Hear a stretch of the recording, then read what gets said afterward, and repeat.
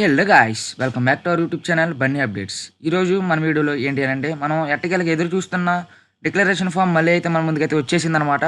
ఆ declaration form ఎలా fill చేయాలనేది నెక్స్ట్ వీడియోలో నేనైతే చెప్తాను. ఈ వీడియోని లైక్ చేసిన వాళ్ళ ఈ వీడియోని చూస్తున్న వాళ్ళు ఒకసారి లైక్ చేయండి, షేర్ చేయండి, సబ్స్క్రైబ్ చేయండి, అలాగే మీ ఫ్రెండ్స్ అండ్ ఫ్యామిలీ మెంబర్స్ కూడా షేర్ చేయండి గాయ్స్.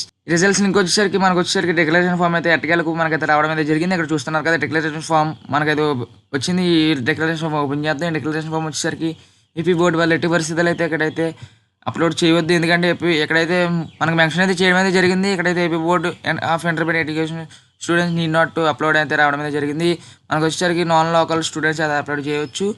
ఎవరైతే AP EAMCET qualify 10+2 not available అని వచ్చిన స్టూడెంట్స్ మాత్రమే మనకు వచ్చేసరికి ఇక్కడైతే డిక్లరేషన్ ఫామ్ అయితే అప్లోడ్ చేయవలసిందిగా ఇక్కడ మనకైతే చెప్పడం అయితే జరిగింది. మనకి ఏపీ ఎంసెట్ సంబంధించి డైరెక్ట్గా అయితే ఏపీ ఇంటర్ బోర్డు వాళ్ళు అయితే ఇంటర్ బోర్డు సంబంధించిన ఎగ్జామ్స్ అయితే రాశారు, వాళ్ళకైతే డైరెక్ట్గా అప్లోడ్ అయితే చేయడం అయితే జరుగుతుంది. మీరేమీ టెన్షన్ పడకండి, డైరెక్ట్గా రావడం అయితే జరిగింది. ఇప్పుడు దాకా రిజల్ట్స్ ఎవరైనా చెక్ చేసుకోకపోతే రిజల్ట్స్ ట్యాబ్లోకి వెళ్ళి చెక్ చేసుకోవచ్చు. కొత్త రిజల్ట్స్ అయితే రావడం అయితే జరిగింది. మీ అందరికీ మన ఛానల్ వీడియో నచ్చినట్లయితే లైక్ చేయండి, షేర్ చేయండి, సబ్స్క్రైబ్ చేయండి, మీ ఫ్రెండ్స్ అండ్ ఫ్యామిలీస్ కూడా షేర్ చేయండి ఫ్రెండ్స్.